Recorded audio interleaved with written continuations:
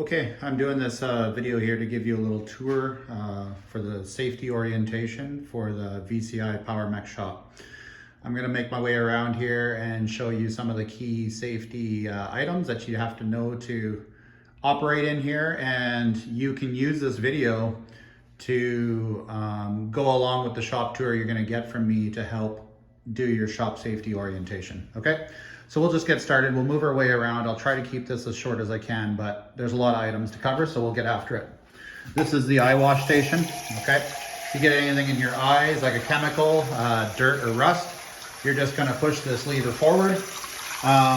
Take off your safety glasses, of course, put your eyes into the stream, and then blink a lot. And you're going to just keep doing that until you can feel that you have some relief from whatever was in your eye. But I would recommend, if it was something like metal or anything like that, that you continue on with that, even if it's a chemical or metal, rust, things like that. You continue on with that process for about 5 minutes, okay? Should be an easy thing for you to use, and it is highly effective. So don't ignore things in your eye. Make sure that you get them flushed out, okay?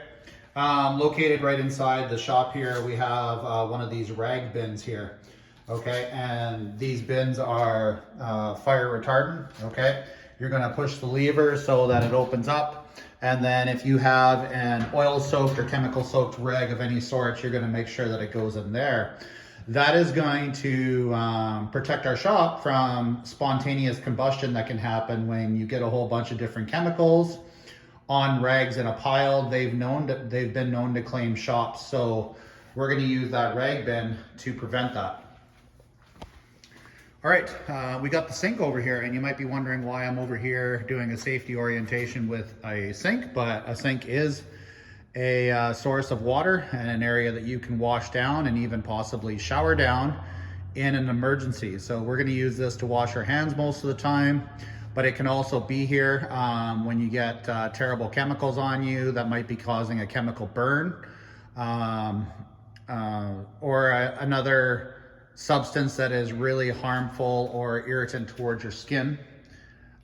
You could get right in there if you had to in an emergency. Okay, we're gonna move over here. You might notice a staircase that we have that goes up to the mezzanine.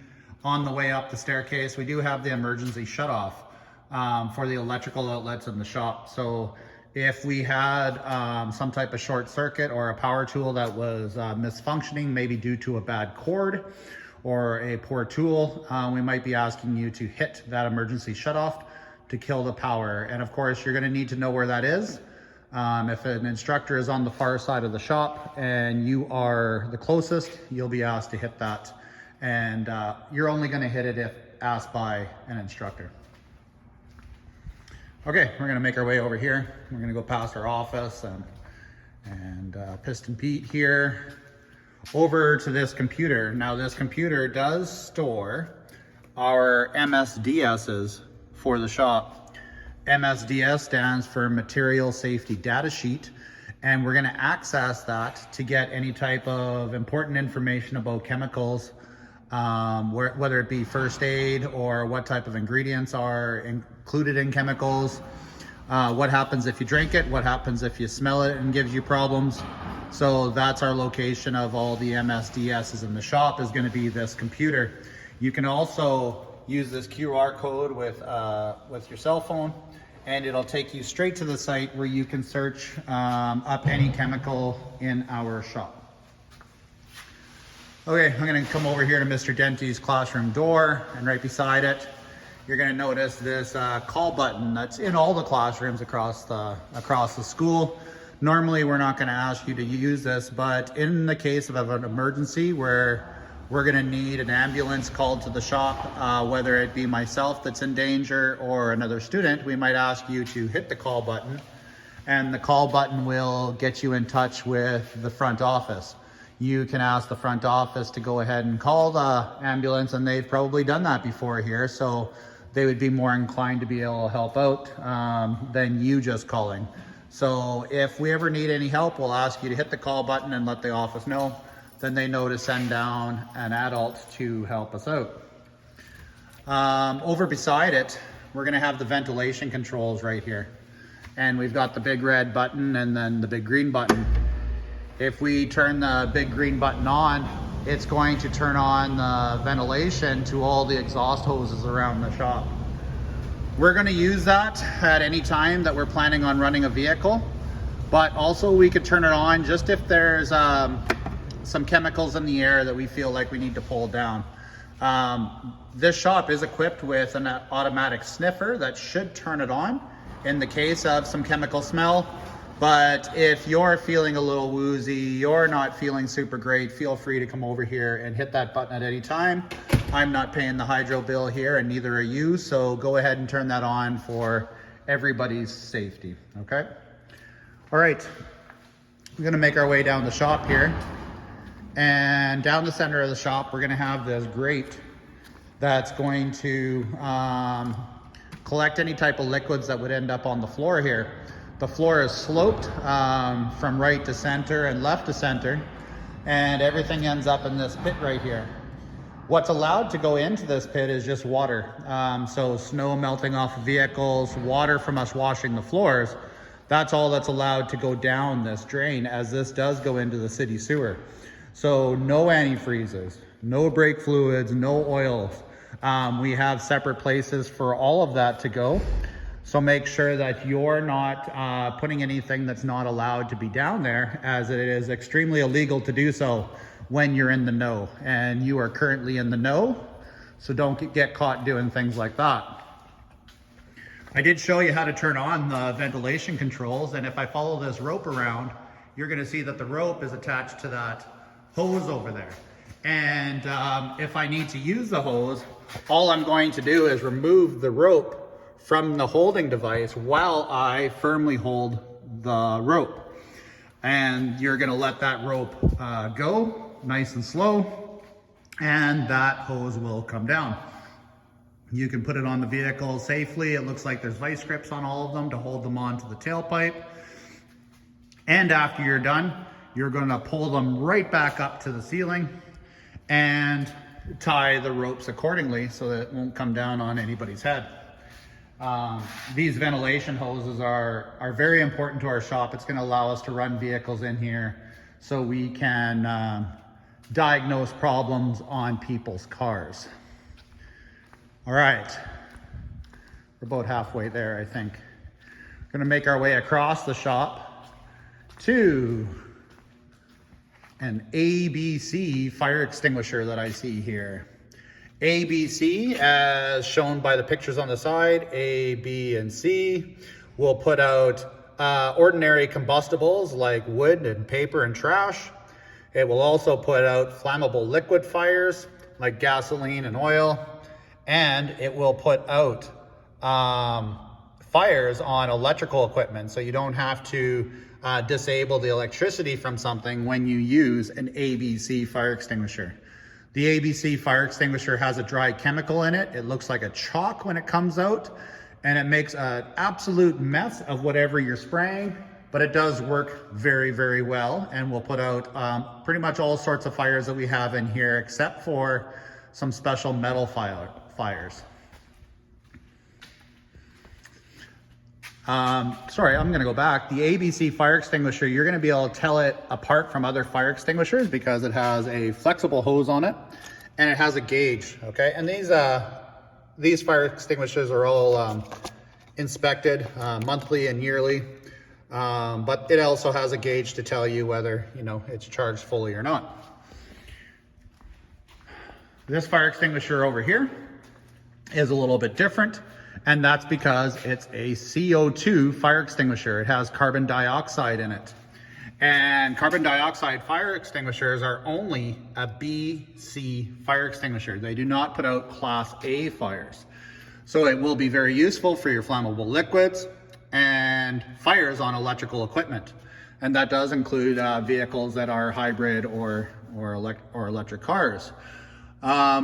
The reason we have a CO2 fire extinguisher in here and an ABC fire extinguisher is in the event of an underhood fire where we might have like a backfire from a carburetor or a little bit of chemical caused a fire underneath the hood, You can spray CO2 underneath the hood of the car even while it's running, and it won't cause any physical damage to the engine. Where the ABC fire extinguisher would be very potentially hazardous for that vehicle. So we're careful just to know the difference. As far as fire extinguisher usage by students, I'm not looking for you to do that. I'm looking for you to use the exits and get out of the building, and let that be a decision made by the instructors in the program. Okay, we're gonna make our way over to the end of the shop. And by the end of the shop, I'm gonna see some more fire stuff over here. I'm gonna see a fire alarm. Our fire alarm is right here. The fire alarm is prevented from coming down by this little glass tube that's sitting there, and that fire alarm is going to activate not just that bell, but the whole fire alarm system for the school. So that will be evacuating the school. You need to know where the fire alarm is in case we ask you to activate that on your way out of the school. So there is a fire alarm here, and there's one out in the hallway if you go out the front door, depending on where you feel like you need to evacuate the building from. Please do not evacuate the building into the compound, as the compound doors the gate could be locked in there and you'd actually be trapped.